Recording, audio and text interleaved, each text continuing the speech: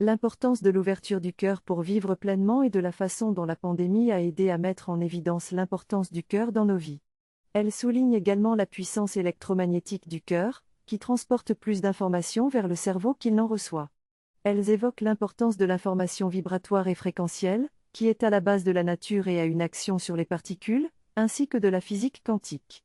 Les femmes parlent également de leur parcours professionnel et de la manière dont elles ont été influencées par des rencontres avec des personnes telles qu'un chaman aborigène.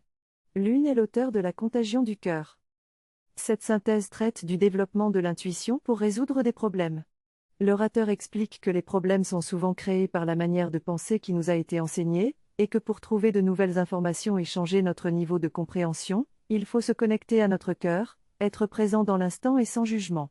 Le cœur diffuse des informations nouvelles, mais il faut savoir les discerner des informations que nous avons l'habitude de gérer avec notre mental.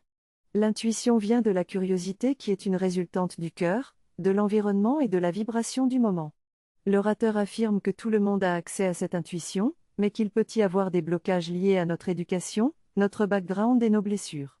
Les plus grands inventeurs et chercheurs ont réussi à trouver des intuitions géniales en acceptant de croire en cette information qui leur arrivait par accident, mais qui est en fait une information à laquelle tout le monde a accès. Dans cet extrait d'une conversation, l'interlocuteur évoque son expérience personnelle de la mort imminente et comment cela a changé sa perception de la vie. Il explique que le fait de revenir à la vie lui a donné une nouvelle appréciation du corps et de la vie sur Terre, tout en lui offrant un aperçu de l'au-delà. Il compare également la mort à un accouchement et soutient que la peur de la mort est l'une des principales raisons de nos peurs et de notre stress quotidien. Il parle de l'importance de vivre dans le présent et de rester ouvert à l'expérience de l'instant, en écoutant notre cœur plutôt que notre esprit rationnel.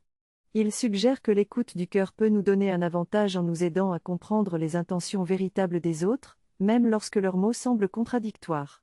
Il conclut en disant que l'apprentissage de la vie dans l'instant présent est une question de répétition, comme apprendre à faire le grand écart. Le texte évoque l'apprentissage d'une langue étrangère et comment celui-ci peut être un moyen d'élargir sa perspective et de se connecter avec les autres.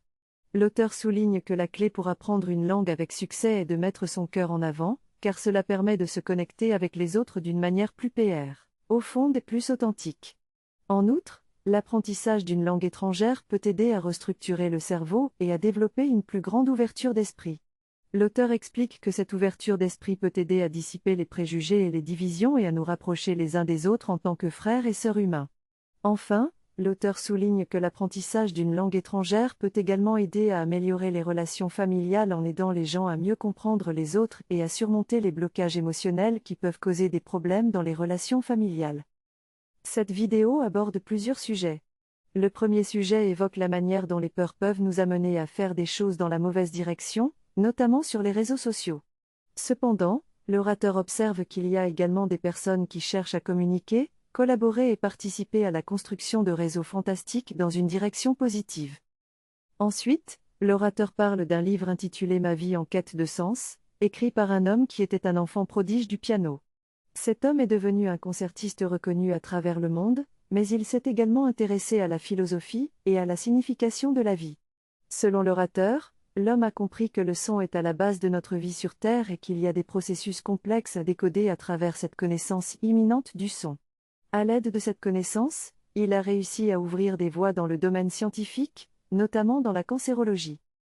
Enfin, l'orateur souligne que de nombreux scientifiques